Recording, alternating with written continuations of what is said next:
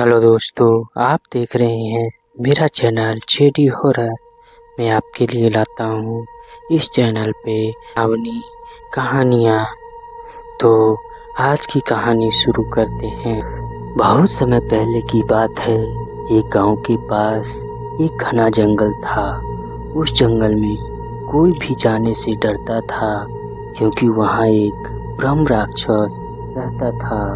लोग कहते थे कि वहाँ कभी एक बड़ा ज्ञानी ब्राह्मण रहता था, परंतु घमंड और अधर्म के कारण उसे मृत्यु के बाद ब्रह्म राक्षस का श्राप मिला। उसका नियम था कि जो भी उस जंगल से गुजरे उसे पकड़ लेता और उसकी परीक्षा लेता। अगर उत्तर न मिली तो उसे वह खा जाता। गांव में एक विद्वान पंडित आया। उसने गांव वालों से सुना कि पास के जंगल में एक ब्रह्म राक्षस रहता है जो लोगों को खा जाता है। पंडित को अपने ज्ञान पर बहुत गर्व था। उसने सोचा, अगर मैं उससे मिला और उसे अपने ज्ञान से हराया तो मेरा नाम हो जाएगा। पंडित जंगल में गया और जोर जोर से पुकारा, हे ब्रह्म राक्षस, मैं आया हूँ तुमसे मिलने। अचानक आकाश में बिजली चमकी और एक भयानक आवाज गूंजी, पंडित, अगर तू मेरा सवाल नहीं सुलझा पाया तो मैं तुम्हें खा जाऊंगा। पंडित बोला, पूछो, मैं उत्तर दूंगा। ब्रह्म राक्षस पूछा, सब कौन सा सत्य है जिसे जानकर भी लोग उसे अपनाते नहीं हैं? पंडित ने कुछ पल सोचा और उत्तर दिया, मृत्यु वह सत्य है। हर कोई जानता है कि एक दिन मरना है, लेकिन फिर भी लोग ऐसे जीते हैं जैसे कभी मरेंगे ही नहीं। ब्रह्म राक्षस हंसा और पहली बार उसकी आंखों में शांति आई। पहला इंसान है जिसने मुझे सही उत्तर दिया है। आज से मैं तुझे आशीर्वाद देता हूँ और इस जंगल को छोड़कर मोक्ष की ओर प्रस्थान करता हूँ। जंगल में उजाला छा गया। ब्रह्म राक्षस की आत्मा को मुक्ति मिल गई। ब्रह्म राक्षस की आत्मा को मोक्ष मिल गया था और वह जंगल शांत हो गया था। गांव वालों ने पंडित की बहुत प्रशंसा की, लेकिन पंडित को चैन नहीं मिला। उसने सोचा, यदि एक ब्रह्म राक्षस केवल अधर्म के कारण बना है तो कहीं और भी ऐसी आत्माएं होगी जो मुक्त होना चाहती होगी। पंडित ने निश्चय किया कि वह देश भर में घूमेगा और ऐसे प्रेत आत्माओं और राक्षसों की मदद करेगा जिन्हें ज्ञान या सच का रास्ता दिखाकर मुक्ति दिलाई जा सके। पंडित कुछ दिनों बाद एक और गांव में पहुंचा जहां सब डरे हुए थे। वहां एक पुराना पीपल का पेड़ था जिसके नीचे कोई भी नहीं जाता था।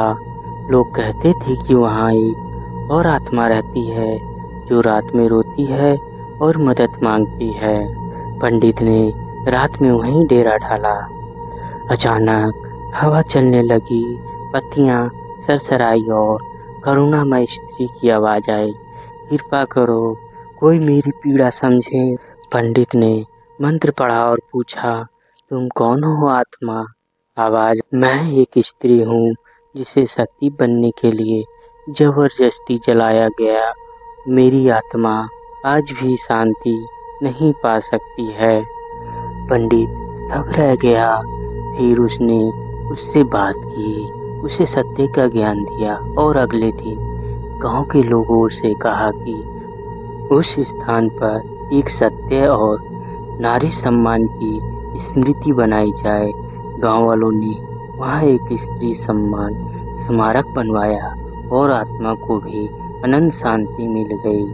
पंडित ने गांव वालों से कहा, हर पीड़ित आत्मा की मुक्ति संभव है यदि कोई उसे सुनने वाला, समझने वाला और सच्चा परदर्शक हो। तो यह कहकर पंडित अपनी यात्रा की शुरुआत किया और दूर उत्तर की ओर जाने लगे, जहाँ एक घना और भयानक जंगल था, विकार वन कहते हैं। वहाँ एक दुष्ट तांत्रिक ब्रह्म राक्षस का वास था, जिसे खुद देवताओं ने श्राप दिया था। वह इतना शक्तिशाली था कि उसके आसपास के 5 गांव वीरान हो चुके थे। पंडित ने सुना कि वहां के लोग की आत्माएं उलझ गई है और तांत्रिक ने उन्हें अपने यज्ञ में बांध रखा है ताकि वह अमरता को पा सके। जंगल के बीचों बीच एक टूटा फूटा मंदिर था। वहाँ की दीवारें काली राख से ढकी थी और चारों ओर मरे हुए जानवरों की हड्डियां बिखरी हुई थी। रात के तीसरे पहर पंडित वहां पहुंचा। तभी एक घना धुंध उठा और उसके बीच से निकला एक भयानक प्राणी। आधी काली जली देह, आधे के बाल सफेद और आंखें खून सी लाल। उसने गरजते हुए कहा, मुझे ज्ञान नहीं, बल चाहिए और आत्माओं से यज्ञ करवाकर अमर बनूंगा। पंडित शांत रहा। उसने सोचा कि यह राक्षस को न शांति चाहिए न मुक्ति, इसे विनाश ही समझ में आता है।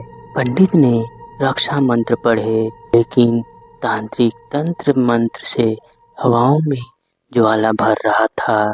पेड़ उखड़ने लगे थे, भूमि कांपने लगी थी। तभी पंडित ने एक गुप्त शांति पाठ का उच्चारण किया, जिसका प्रयोग केवल उन्हीं पर किया जाता है जिन्होंने धर्म से विश्वासघात किया है। जैसे ही मंत्र पूरा हुआ, आकाश से बिजली गिरी, मंदिर टूटने लगा। एक चीखा, मुझे रोक नहीं सकता कोई, मैं अमर हूँ। परंतु तभी आत्माओं की करुणा पुकार गूंजने लगी। उन बंधी हुई आत्माओं ने पंडित के मंत्रों की शक्ति को और बढ़ाया। तांत्रिक की शक्ति टूटने लगी। एक तेज विस्फोट के साथ तांत्रिक ब्रह्म राक्षस राख हो चुका था। उसकी आत्मा काली धुएं में उड़ती हुई रोती रही, काश मैंने ज्ञान चुना होता। पंडित ने कहा, शक्ति बिना स्वयं के विनाश लाती है। अधर्मी ज्ञान को नहीं, बल को साधता है और वही उसका अंत बनता है। यह कहकर वह आगे की ओर बढ़ने लगे। दुष्ट तांत्रिक ब्रह्म राक्षस को हराने के बाद पंडित कुछ समय के लिए शांत हुआ, परंतु जल्द ही एक साधु ने उन्हें बताया। साधु ने कहा, हे पंडित, जिस आत्मा को तूने मुक्त किया है उसका गुरु अब भी जीवित है और उसने तेरे लिए एक मायावी जाल बुन रखा है। पंडित ने गुरु का नाम पूछा तो साधु ने सिर्फ इतना कहा, उसका नाम मत लो, उसका नाम लेने से ही मस्तिष्क में भ्रम शुरू हो जाता है। पंडित फिर निकल पड़ा और पहुंचा चंद्र ग्रह वन, एक ऐसा स्थान जहाँ दिन में रात होती है और जहाँ हर चीज दिखती है सच, पर वह होती झूठ है। जैसे ही पंडित जंगल में घुसा, उसे एक मंदिर दिखा। वहाँ एक वृद्ध पंडित बैठा था जो हुबहू उसी जैसा दिखाई दे रहा था। वो बोला, तू थक चुका है, तुझे आराम चाहिए, ध्यान व्यर्थ है, अब विश्राम कर, यहीं बस जा। पंडित चौंका, ये क्या माया है? तभी सब कुछ बदल गया। मंदिर भूतिया खंडर में बदल गया।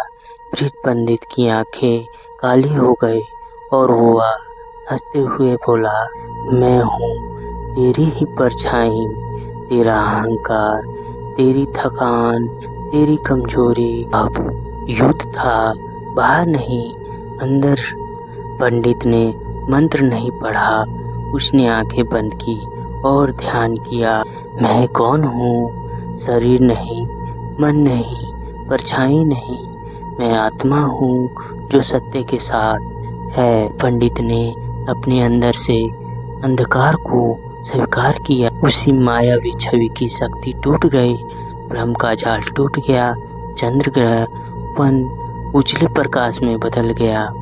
एक दिव्य आवाज आई, तू पहला साधक है जिसने मुझसे युद्ध नहीं किया, मुझे समझा तू मुक्त हुआ और मुझे भी मुक्त किया। मायाजाल को पार करने के बाद पंडित को स्वप्न में एक दिव्य संकेत मिला। अब तुझे वहाँ जाना है जहाँ जीव और मृत्यु के बीच की रेखा सबसे पतली है, काल संगम। वहीं होगी तेरी अंतिम परीक्षा। यह काल संगम क्या है? काल संगम वह स्थान है जहाँ तीनों लोगों की सीमाएं मिलती हैं। पंडित काल संगम पहुंचा। वहाँ एक सूनी घाटी जहाँ वायु स्थिर थी, समय ठहर गया था और सूर्य की रोशनी तक धुंधली दिखती थी। वहाँ एक द्वार था, न स्वर्ग का न नरक का। उस द्वार पर एक पुराना ब्रह्म राक्षस बैठा था, बहुत शांत, गूढ़ और स्थिर। वह बोला, मैं वह हूँ जो सब जानता हूँ पर मुक्त नहीं हो सकता, क्योंकि मैं वह हूँ जिसने ज्ञान का मार्ग चुना पर मोह नहीं छोड़ा। पंडित बोला, तो तुम क्यों रुके हो? आत्मा का धर्म तो गति है। ब्रह्म राक्षस बोला, क्योंकि मुझे उत्तर नहीं मिला। जो व्यक्ति धर्म के नाम पर अधर्म करे और सत्य के नाम पर अहंकार, वह मोक्ष के योग्य है या दंड के योग्य? पंडित चुप रहा। यह प्रश्न उसके लिए भी नया था। वह बैठ गया, मौन में उत्तर खोजने लगा। घंटों बीते था, ने आंखें खोली और कहा, जो धर्म का उपयोग अपनी महिमा बढ़ाने के लिए करता है वह मोक्ष नहीं, मार्ग का त्याग करता है। लेकिन यदि वह पश्चाताप करे और अहंकार त्याग दे तो वह फिर से आरंभ कर सकता है। ब्रह्म राक्षस मुस्कुराया। पहली बार उसकी आंखों में आंसू थे। तो मैं फिर से आरंभ करूंगा, इस बार बिना नाम बिना मुँह, सिर्फ आत्मा बनकर। वह धीरे धीरे प्रकाश में विलीन हो गया और उसी क्षण पंडित के आगे 3 द्वार खुल गए। एक अग्नि द्वार, तप का प्रतीक, एक शांति द्वार, मोक्ष का प्रतीक, और एक भूगोल द्वार, सेवा का प्रतीक। पंडित मुस्कुराया और तीसरी द्वार चुन। पंडित ने कहा, मैं लौटूंगा ज्ञान को जीने वालों तक पहुंचाने के लिए। तो दोस्तों, यह कहानी आपको कैसी लगी? अगर यह कहानी आपको अच्छी लगी तो चैनल को सब्सक्राइब करें और अपनी फैमिली को बढ़ाएं और इस वीडियो को लाइक करो।